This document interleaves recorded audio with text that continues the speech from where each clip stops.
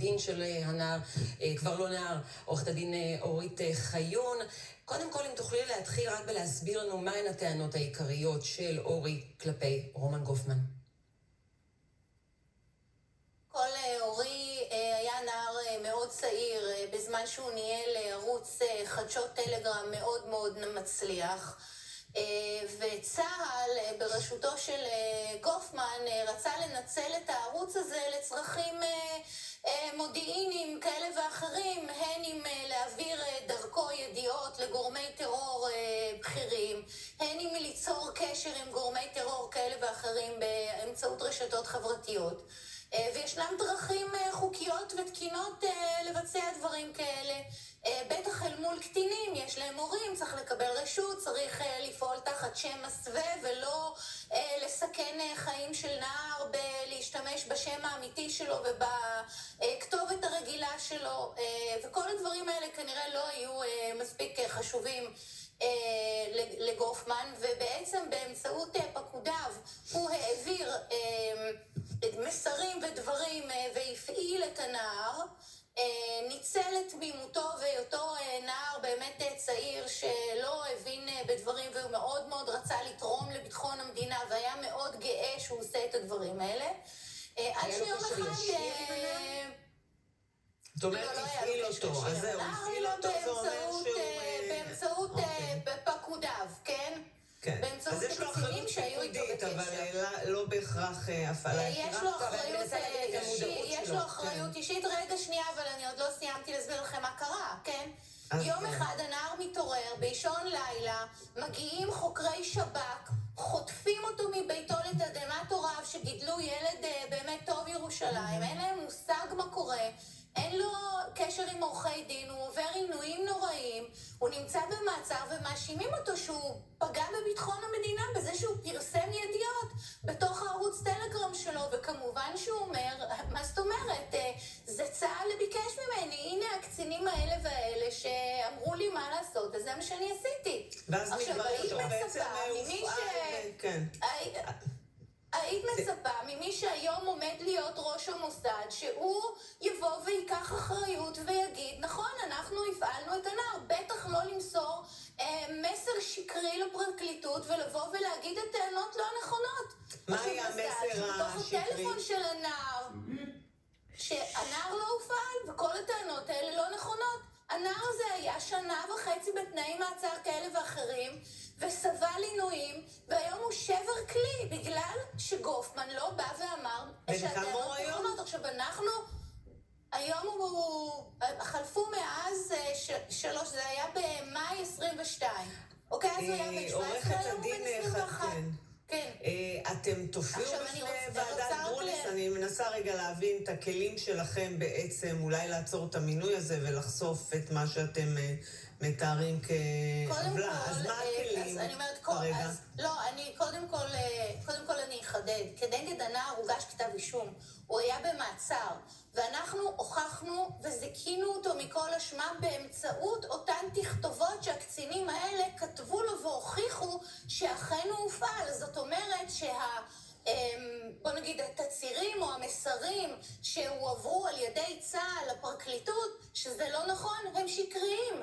והיום כשצריך לבחון אמינות של אדם כזה, צריך לבוא ולהגיד הכיצד. זה לא רק שהוא הפעיל בשלו לפי הנהלים, וזה לא רק שהוא הפקיר את הנער, אלא הוא גם אמר דברי שקר לפרקליטות, והותיר נער במעצר תקופה כל כך ארוכה, והרס למעשה את חייו, הוא שבר כלי היום. אז מה הדרך שלכם? הסנגוריה הצבאית, עורכת הדין חיון, הסנגוריה הצבאית כן המליצה לפרקליטות הצבאית לפתוח בחקירה נגד גופמן. איפה זה עומד בתוך כל הכאוס שנוצר עכשיו בפרקליטות? לפי מה שאנחנו יודעים, לא קרה עם זה שום דבר, אף אחד לא פתח בחקירה ולא עשה. כל מה שנעשה זה בדיקות פנימיות, ולפי מה שאנחנו יודעים, כי הכל תחת מסווה מודיעיני, ניתנו נזיפות אישיות כאלה ואחרות, כי כנראה שיש מישהו שחושב שזה לא מספיק חמור מה שתיארתי פה. אז רגע, אני רוצה רגע לקחת את זה בדיוק. אז אתם נערכים להופיע בפני הוועדה, האם הנער אורי אלמקייס, שהוא כבר לא נער, יופיע בפני הוועדה?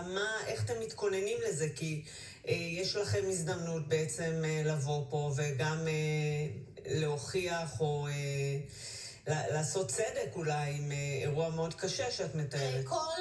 תראי, הסיבה שאנחנו היום מדברים בתקשורת וזועקים את זעקתנו, זה בגלל שאנחנו מאמינים וסבורים שהמינוי הזה הוא לא מינוי ראוי. אני גם אגיד לך, מצבו של אורי, מאז שהוא שמע על המינוי הזה, הוא יידרדר מאוד מאוד, כי זה לא רק ההפקרות, אלא באמת איזושהי אמירה שדווקא מי שאחראי לכזה מחדל רק הולך ומתקדם, והוא זרוק כלי שאין בו חפץ. כן, האם תופיעו בפני ועדת גרוניס? יש אפשרות, אם אנחנו נוזמן, כמובן שאנחנו נופיע, יש אפשרות להגיש גם בג"ץ נגד המינוי הזה, הכל כרוך בתקציבים ובדברים.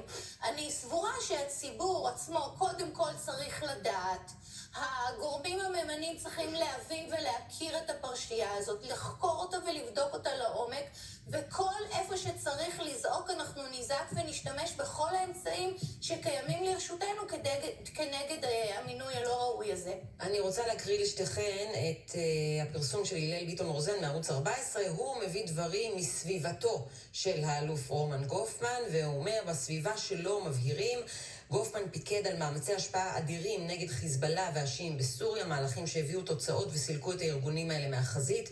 הוא לא הפעיל ולא אישר להפעיל במסגרתם אזרחים ולרבות קטינים. הניסיון של גורמים בשמאל והפרקליטות הצבאית לשרבב את שמו לפרשה הוא שקרי. אני לא יודעת אם זה גופמן אז לכן, אני לא הייתי נותנת לזה מקום.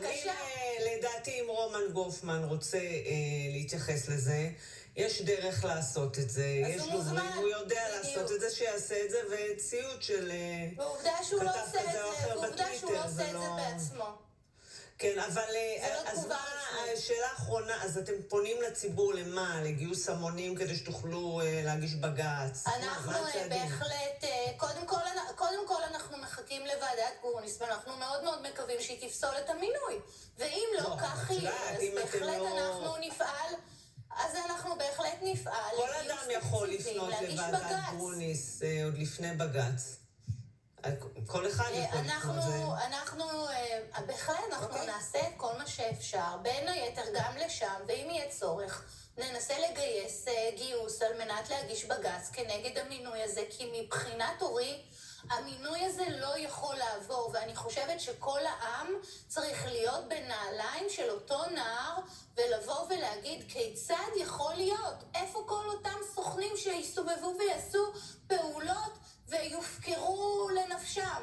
זאת אומרת, זה עלול לרסק את המוסד, זה עלול לסכן את ביטחון המדינה. אוקיי, עורכת הדין אורית חיון שמייצגת את אוריאל מקייס, תודה רבה לך.